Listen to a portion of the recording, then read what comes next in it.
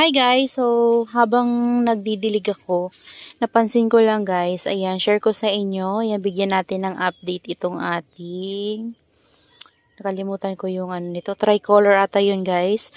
So, alam niyo ba guys, nabili ko to kay Ma'am Joanna Succulents ng, eto, hindi pa siya variegated, yan, itong dalawang to. Tapos ngayon, pa-perfect na siya guys. Ayan. Tingnan nyo guys, so, ang ganda niya na. Tapos yung mga babies niya paikot, dumami. Tapos, lumalaki na rin guys. Ayan siya. Tapos yung dito niya, konti na lang. Bali yan na lang sa taas na yan yung hindi pa nagbo-variegate yan. Yung pinakataas na yan guys. So, yan. Kapag nag-variegate na yan guys, perfect na yung ating tricolor. So, ang ganda niya. Ayan, ang ganda niya guys. Promise, pink na pink yung kanyang mga tips. Alam nyo guys, ito kasi ay sun stress. Ayan. Sobra silang na-stress dito sa area na napaglalagyan ko sa kanila. Kasi dito nakakatanggap po sila dito ng extreme sunlight. Ayan. Nagalaw ko to guys, nabunot. Oh. Ay, kakalagay ko lang siguro nito. Ito yung kakalagay ko lang nakaraan. Pero tingnan nyo guys yung color niya. Iba na yung color niya. Oh, pa-brown na. Hindi ko pala nalinisan yung roots niya. Ayan oh. Ayan, patong lang natin dyan guys. Tutubo din ang roots niyan. Ayan siya. Tapos, ito naman. Charan! Yan. So, anuhin din natin siya guys.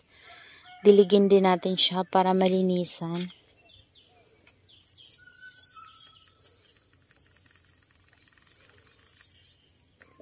Yan.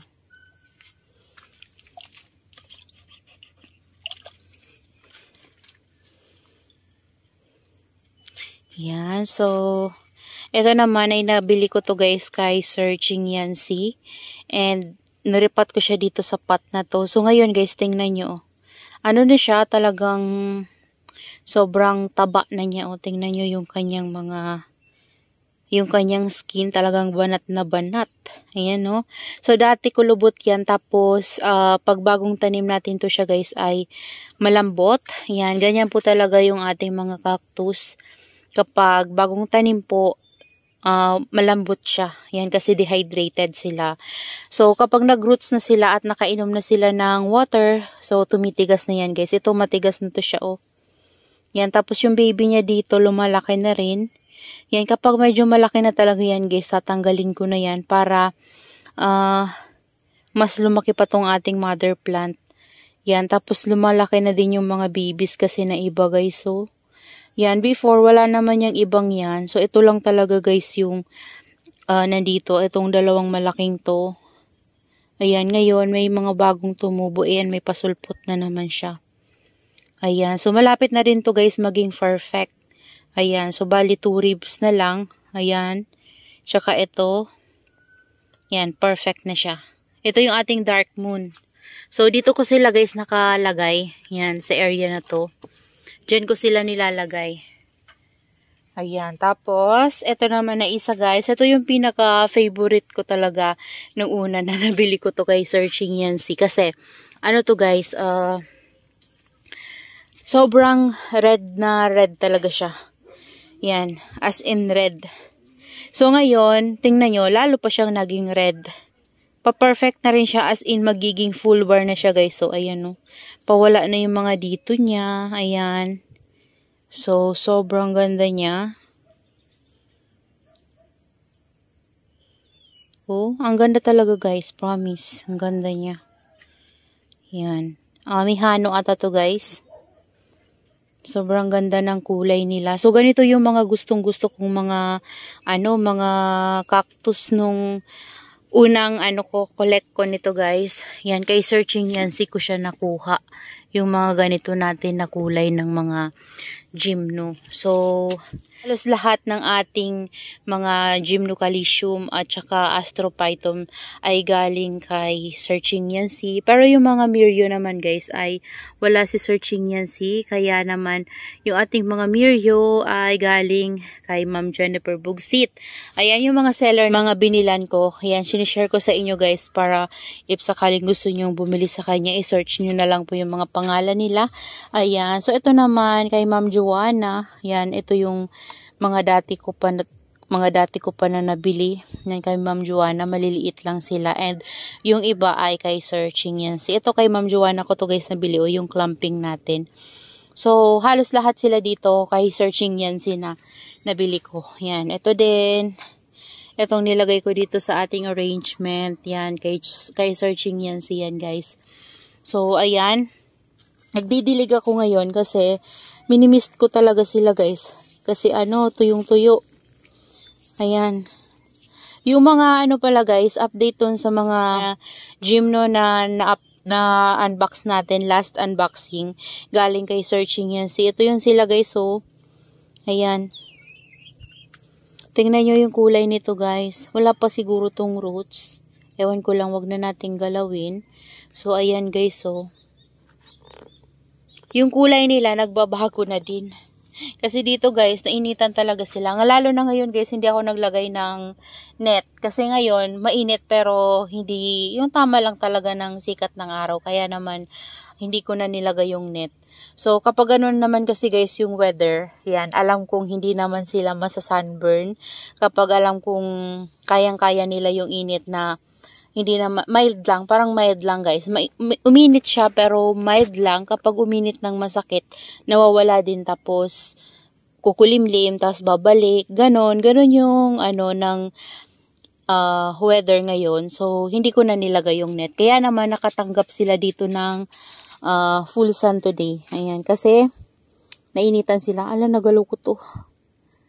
Nagalaw ko. Mayroon na siyang roots guys. Meron na siyang roots, maikli pa yan, o, diba? Halos lahat siguro sila. Pero hindi naman yan, guys, pare-pareho. Yung mga ganito na gymnocalcium, kapag nag-root sila, guys, hindi sila sabay-sabay. Yan, kaya tawag tayo magtaka. Bakit yung isa mayroon ng roots, yung isa naman wala pa. So, hindi po sila kasi pare-pareho. Yan, parang tao lang din yan, guys. Magkakaiba yung kanilang kondisyon sa buhay. Yan, ganon. Mayroon taong mabilis umangat, mayroon din taong mabagal, kaya parang ganon din yung ating mga succulents. Mabilis magka-roots, mayroon ding hindi, kahit nasabay natin silang tinanim.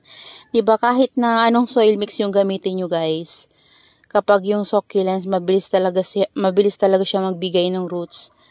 Magro-roots talaga yan. Pero kung matagal, di matagal din. Yan. Yun lang din kasi guys napapansin ko sa mga halaman natin. So, sa tagal ko na guys nag-alaga ng halaman, parang hindi na ako takot mamatayan ng halaman. Yan. So, before, dinadamdam ko talaga yung pag namamatayan ako. Parang nakakasad. Sobrang sad ko talaga. Parang hindi ko makalimutan. Pero ngayon guys, wala na. Hindi na ako ganun. Kaya naisip ko kasi, kaya nga tayo naghahalaman para pangpawala ng stress. So, bakit tayo magpapaka-stress, diba? So, kapag namatay sila, wala tayong magagawa. Hayaan na lang natin. Tanggapin natin kasi ganun talaga yung buhay ng plantita. Kasi kapag plantita tayo, talagang yung mga halaman natin ay hindi lahat nagsusurvive. So, mayroon talagang mga halaman na kapag tinanim natin ay mayroon talagang namamatay. So, kagaya sa akin guys, lahat ng tinatanim ko dito, hindi naman din lahat as in nagsusurvive. So, may mga tinatanim din ako na lahat nagsusurvive, pero may mga tinatanim din ako na meron talagang namamaalam. So, hindi po tayo perfect. So, kahit na po sabihin natin na diba, na expert na tayo sa pag-aalaga ng ating mga succulents and cactus, meron pa rin talagang time na namamatayan tayo kasi part na po yan ng pagiging plantita at plantito natin. So ayan yung update sa kanila guys. So ito nagiging pink na naman siya. Ayan guys, alam niyo ba yung mga nabinibili ko kay Searching Yancy kapag itanim ko na sila at nainita na sila dito sa aking garden. Nagiging pink na talaga siya. Ayan yung red parang yung light pink, nagiging pink na, ayan, so nagiging sun stress na talaga sila. Yan kasi talaga dito guys, mainit talaga, yan, tsaka kapag hindi naman siya masyadong uminit, talagang sobrang alinsangan ng init. So, ayan guys, ayan yung mga neon color na nakuha natin kay Sir. So, ito may scar to, pero okay lang, okay naman siya, dry naman yung scar niya. Sana kapag lumaki siya, hindi masyadong halata, no? Ito naman guys, ko nito kasi yung dito niya banda, malaki. Yung dito niya banda, maliit. Ayan, pero parang medyo mapayat yung dito, mataba. May ganyan pala guys, para siyang, abnormal yung pagkabuhay niya. So, ayan, kailangan natin diligin yung mga bago natin titanim na mga cactus. So, ito yun sila. Yan, Ito light pink to guys, so tingnan nyo ngayon, nagiging pink na. Yan. Ito yung pinakita ko sa inyo na light pink. As in light talaga siya guys. Tapos yung pagka-green niya ay light din. Ayan. So ngayon, nagiging pink na. Ayan. So meron pala dito guys, this one, yung baby niya dito sa ilalim. Kinuha ko na kasi nakaangat talaga siya guys Hindi nakadikit yung puno niya sa soil kasi naiipit ay nakakatukod yung baby niya. Ayan, ito yung baby niya, kakatanggal ko lang. Sugat pa yan siya guys. Ayan, sugat pa siya sa ilalim. And ayan siya. Ang ganda ng color niya Ayan, so dito ko muna siya, air dry ko muna siya guys. Tapos, itatanim ko rin yan siya. Ay guys, tingnan nyo, parang pa-crested siya.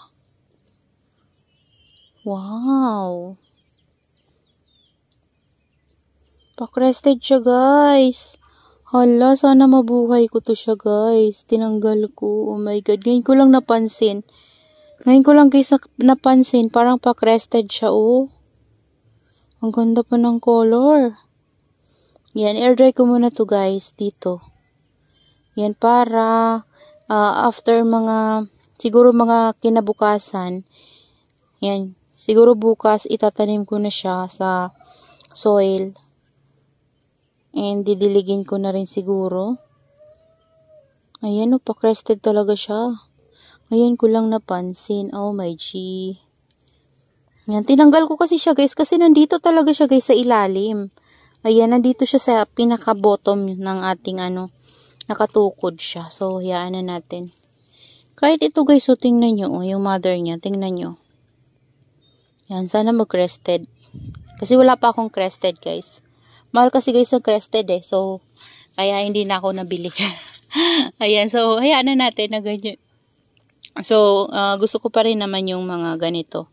Ayan. So, kung magkakaroon tayo ng crested, abangan na lang natin soon guys. Kung magmura-mura na yung ating mga gymno na crested, yan, magantay tayo na magmura. So, ayan guys. Ayan. Ayan. Ito, ang ganda ng color nito. Ano pa to guys? Nakaraan pa to. Yan, ang ganda ng color niya. Nagpipink-pink. Ito yung bago natin. Ito matagal na to, kinuha ko rin yung isang baby niya kasi hindi siya makadikit-dikit. Ayan. So, aywan. Tinanggal ko yung baby niya dito banda. Ayan tingnan nyo yung color niya guys. So, parang nag-fade, tapos parang na-sunburn pala siya Ayan, sobra kasing init dito guys. Ayan yung baby niya Sana mabuhay. Wala pang roots. Ayan. So, dyan ko lang siya guys nilalagay. So, yun lang guys.